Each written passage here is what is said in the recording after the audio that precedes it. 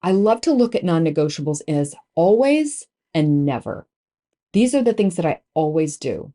And these are the things that I never do. So I never start work until the check is cleared, the money has hit the bank account, like the payment has been made. That's critical for consultants to make sure that payment has come through.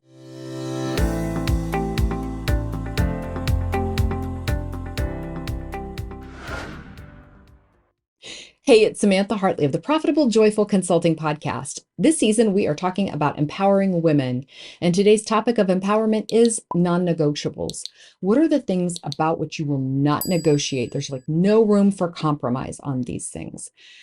When in our work we encounter these areas that are like complex situations and decisions, there's a lot of factors that may end up being negotiable, but I want you to know for yourself, like these things we don't. There's like no room to budge on them. It can't be everything. It's got to be like a few essentials because it's just not going to be realistic to operate that way. I'll tell you an example. When I was in Atlanta, Coke had brought me back from Russia to Atlanta headquarters, and I was in corporate housing for a little while in an apartment they put me up in while I was building my house. And when it came time to move, one of my colleagues had come over, my mentor and his wife, and they had moved numerous times. And they knew I was going to be working with professional movers. And they said, listen, you can't tell the movers, like, be careful with everything. It really helps if you just choose a few valuable items and let them know about these things. Like, be careful with everything, but these things are like really precious to me. And that helps the movers to kind of like prioritize and take special care of things. In a similar way, when we figure out like what our values are, it helps us to figure out the areas which are okay to negotiate in, and like, we can have like a little give or take. Uh, and then the areas where there's just no compromise. We're going to have a lot of complex situations and decisions where there are so many factors. So, for example, you go into work on a transformational engagement and the perfect client is there, right? That's a non-negotiable. And then we've got this a long-term engagement where you can really make an impact. Okay, that's great. We've got a price that there's a fee level on this that you're really happy with. So there's so many really good factors in here, but there turns out to be a lot of travel. Okay, so one person is going to say, hey, this is great for me. I'm super excited. I love the travel. And then another person is going to say, actually, work-life balance is important to me. And so that's just too much travel. I'm not going to want something like that. And yet another person is going to say, I have small children and I'm just not willing to travel on the weekends, maybe, sometime during the school week. You can hear that different values are going to affect the way that they're going to look at a complex situation, which for some is going to be like a no-brainer, and for others is going to be like, there's way too much going on in this.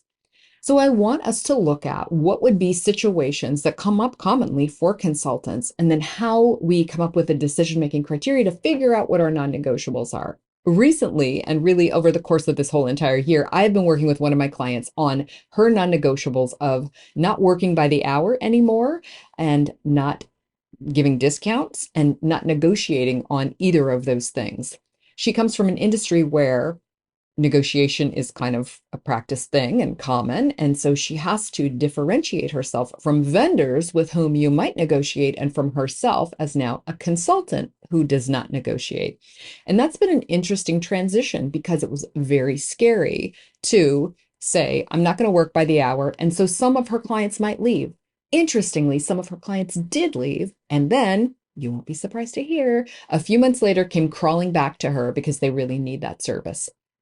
The second thing that she has done is she's really asserted a new level of fees that she's charging, and she's not doing any discounts. And that was really hard on some of her old clients. Now, new clients that she has signed on have been closer to transformational engagements, the way that I teach to do them.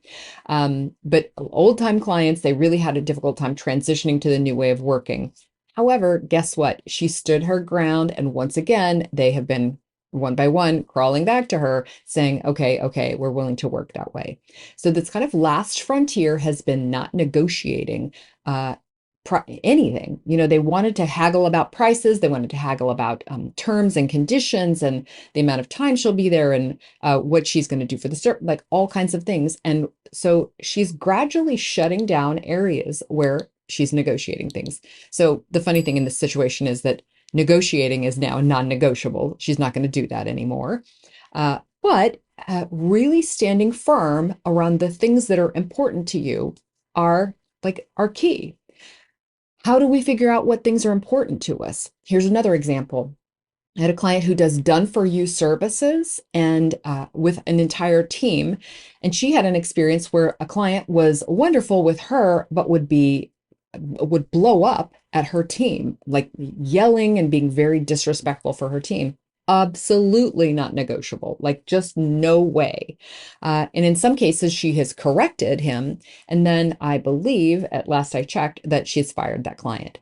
So being rude to our people, just non-negotiable, just not even a workable situation. Why is this hard sometimes? Because if you're like, I can't fire that client, I need that money. Well, they were mean to your team. Then you have this like competing values or conflicting values of like, well, I really believe in respecting my team members, but wow, I really need that client. Before we get into that kind of a mess, there's something that we can do. So this first pass was all about figuring out what your values are. That next step has to be, we have to communicate those values. So in my actual stated work, it says things like, my clients are able to work with me and with team members and not just with the boss. So if you have those kind of people who only really respect you and your authority and they don't want to work with subs, or they can't manage to work politely with your subcontractors or with your team members, that's the thing that you need to kind of let them know up front. If you have communicated things early when the stakes are low, then you'll find they're so much easier to remind someone of later. Hey, remember we talked about that. Well, this is my team member. It's really important to me that, that you respect them just as you would respect working with me. That's a way that we can assert a non-negotiable that had been stated earlier, and now we're reminding of them. But if you only come in once something is a mess of a situation and remind someone about it, then it's harder to say, hey, actually, we don't do that. So for example, in the early stages of negotiation or in the early stages of agreeing upon a contract or an agreement where the negotiations do happen, you can say, well, these rates are non-negotiable. We can talk about scope, or we can talk about the different levels of service that we do, but the rates are what the rates are. And I'm going to stick by those, which, as I mentioned, like my client has literally had to say, actually, I'm going to stand by my rate on this. So if the values, we figure out what's important to us is the first step. The second step is communicating it. And again, when you communicate things in a really low stakes situation, like when not much is on the line, it hasn't turned into a problem, it's really easy to say. So in the case of the potential engagement with tons and tons of travel, it's not just okay, but if this is a non-negotiable for you, it's required to say, I don't travel on weekends. I'll travel between Monday and Friday, but I'm not going to be away from my family on the weekends. Or you can say, I will be here for milestone meetings and for this one and this one, but in general, other than that, I'm not going to travel. I won't be on site for these meetings. That's a thing that you can say. So we talked about figuring out what your values are, communicating what those values are, and then you're going to have to defend them from time to time. Now, I hope if you have communicated them effectively that you don't end up having to defend them or have a hard time defending them. Usually it's as easy as saying, hey, just a quick reminder that that's not something that is covered under this agreement, or that's not something that we actually do, or hey, I appreciate you asking, but we just don't offer any discounts on these services. Whatever is the polite thing that you can say. And honestly, anytime you have a difficult conversation like that you're going to have, I love to practice that with a friend. Just role play that with somebody who's nice so you can practice saying it so it doesn't feel awkward when you are in that moment. But you should be prepared to have to stand up for the thing. Most often, I find my clients don't have to assert so much at their own clients. They have to keep that promise to themselves. Okay, so that if they say, "Listen, I don't travel for the thing," and then I'll ask them, "Why were you away for that?" I know I didn't, wasn't going to, but then I just felt like I need. No, no, no, no, no, no.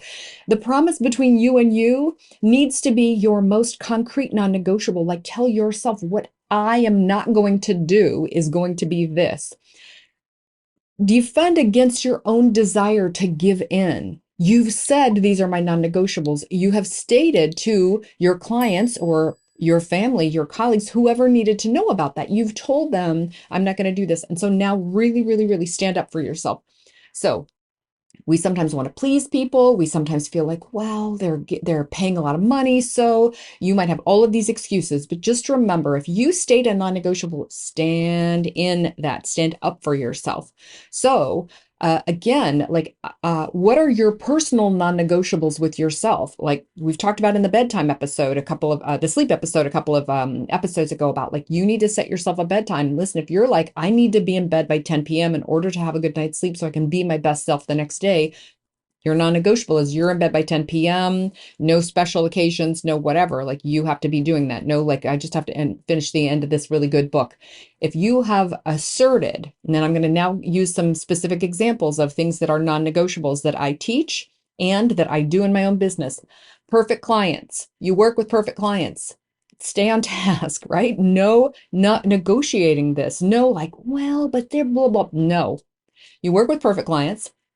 Your assertion of that, where you communicate that, is all of your marketing is a communication of that. When you talk with your referral partners, you're like, this is what a perfect client looks like for me. And when they come and they are in a discovery session with you, there's no compromise in that. The answer is this is or isn't a perfect client. So you have to really assert that. And if they aren't, you have to say to yourself, I'm not the right person to help this client, or this person isn't ready to take advantage of what I'm able to do, or I can hear from everything that they've said that this is not going to be a good client for me, a good fit client. So I'm going to have to send them away, refer them to someone else. Okay, so really, really stick with those non-negotiables. What are other non-negotiables? And here's a question that I get all the time is, well, we've signed an agreement, but they haven't paid me. They say they have 30 to 60 days. No money, no worky. You have got to say, we take payment at the start. Work begins once the agreement is signed and payment has been made. And if the agreement gets stuck in legal, they can still pay you and you can start to work. But there can't be these long, long stretches that you're not getting paid and you're, 90 days out and you don't know if you're going to, like, we don't have the ability to finance work like that as small business owners. Okay. Make sure you're getting paid on time. So timely payments, also non-negotiables. I find because women are so often so squishy around money, it is to our benefit to have extreme non-negotiables around the money situation. So a client is late paying, we stop the work. And you let them know, listen, we require timely payments to continue to work. That's another situation. What's another specific example? If you have struggled with people asking you for things for free, your non-negotiable is, I don't do free. Doesn't matter what it is, you have to set up a non-negotiable where you teach yourself and the universe and anybody who might come to you expecting free that you're not doing that. We just had the episode about one-offs. If you are just known as the one-off person in your industry, you're going to continue to get one-offs. So you have to be able to say, no, I don't do any more one-offs. I just stopped that. If you're constantly being asked for discounts, and I worked with this organization where there was a sales guy, he was the only one on the sales team who was constantly getting asked for discounts. And I said, you don't believe in the value of the service, you're inviting that. So you have to say, we don't offer discounts. And then you never, ever do. Like there were situations when somebody in that company would have a discount. He is not allowed to do that because there's something about him that needs to have that conditioned out of him. So can you hear? These are the ways that we transition. We use non-negotiables to assert our values and to protect ourselves and then create boundaries so that we can do our best work. Here's another one. Scope. I have a client who's constantly has a client of her own. She's doing done for your services, and she has a client who's constantly like just pushing the boundaries of the scope. They'll do that when they're not clear what the boundary is. So if you keep saying yes to doing things for them, then they're going to keep asking, like, Hey, they took a shot. Like, don't take it personally. They're not trying to abuse you. They're just like, hey, I thought maybe you'll do that. Hey, would you do that? Right? You have to tell them where that boundary is. So if she knows, if it's something that can be done simply and easily by my team in just a few minutes, fine. If it's something that involves me and me coming into work, no. That's got to be a no. That's too much. It's too much expense for her focus and for her time to be dedicated to that. So I'm giving you specific examples here so that you can get ideas for your own business. So your homework from this that I want you to look at is, what are your values? Now, how do I figure out what the things that I value are? Remember, it can't be all of the furniture. It can't be all of my precious things. It has to be like that heirloom and that photograph. Those are the things that I tell the movers. If you're going to wreck anything, for goodness sake, don't wreck these things. And then they'll be careful with everything, but they're going to be very gentle with that. That's how I figure out what my values are. What's precious to you? Precious for women should be the money piece always. It should be not over delivering. So you need to watch for that.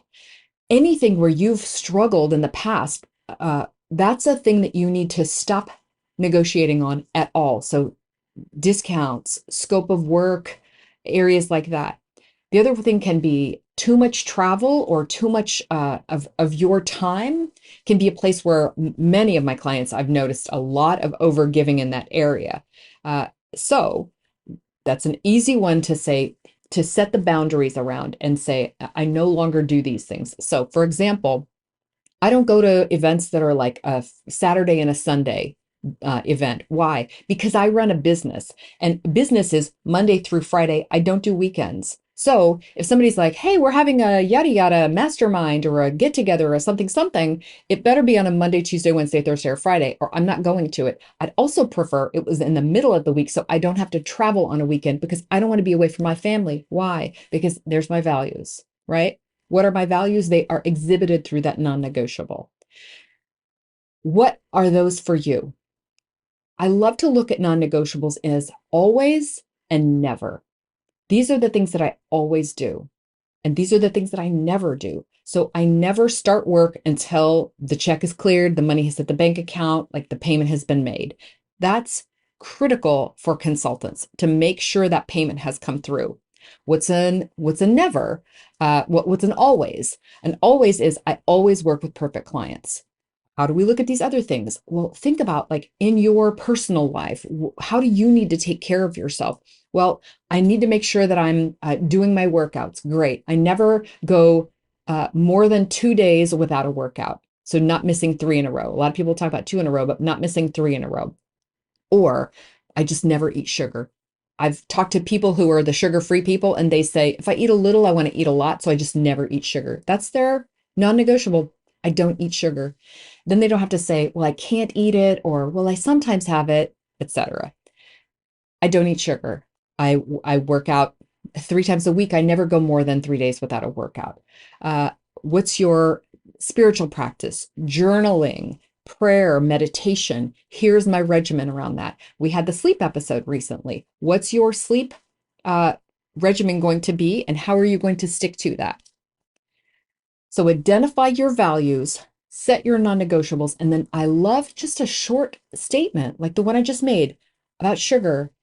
I don't eat sugar. About payment, no money, no worky. I might not tell it to the client that way, but that's the way I say it to you and to all my clients and other consultants. No money, no worky. Travel, I don't travel on weekends for work. Easy statements like that will help you to really know what your non-negotiables are, to have an easier time communicating them. And then when they do come up, to be able to politely and professionally defend those boundaries, but in a way that you don't push anybody away. And you can even, align. You can bring on the person that you're talking to as an ally who can help you in sticking to those non-negotiables. I hope that as you explore these for yourself, you get deeper in touch with your own values and that you're able to express them fully through your work. To me, that is one of the most empowering things that we can do, is really be able to live work that allows us to bring our full selves without compromise, and with all of the creativity that we want to have in it. And the way to do that is with safe boundaries and knowing what we can negotiate and what we never do. And with that, I'm wishing you a profitable and joyful consulting business.